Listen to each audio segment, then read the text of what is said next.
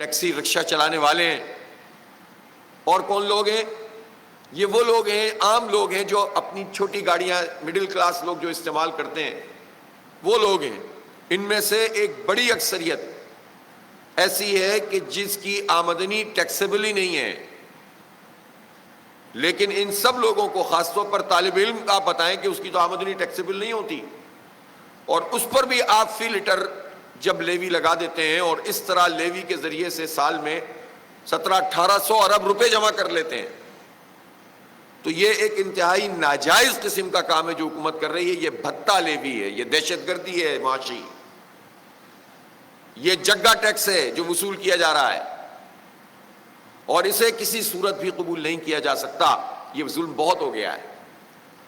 اس لیے جماعت اسلامی نے یہ فیصلہ کیا. ہم نے ابھی 2 دن پہلے اپنے تمام بڑے جو ہمارے سٹیز ہیں اور ہمارے صوبے ہیں اور پورا تنظیمی نیٹ ورک ہے، اس کی میٹنگ کی، مشاورت کی، اور اس پر یہ فیصلہ ہوا کہ جو ہم مہنگائی کے خلاف اور ان مافیاز کے خلاف اور پیٹرولیم کی قیمتوں کے خلاف تحریک چلا رہے ہیں، اس کے ہم نے نئے فیز کا اعلان کر دیا ہے اور اس میں تحرک زیادہ کریں گے.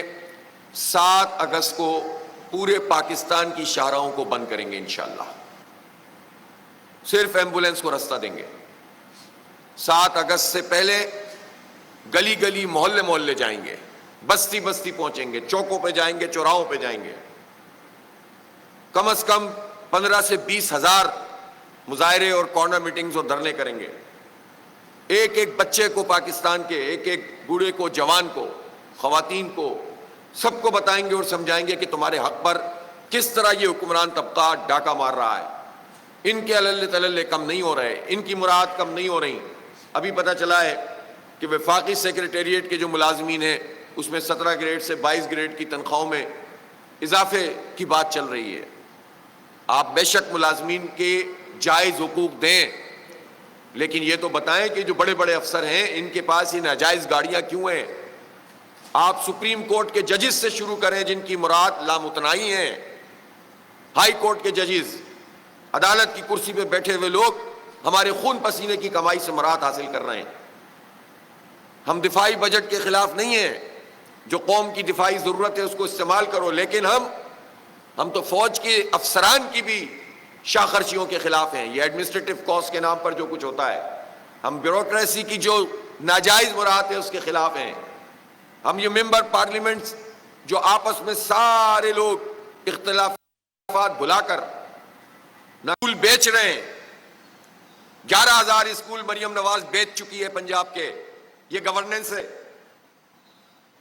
BHUs بیچ رہے ہیں اور نام اپنا مریم نواز کلینک رکھ رہے ہیں.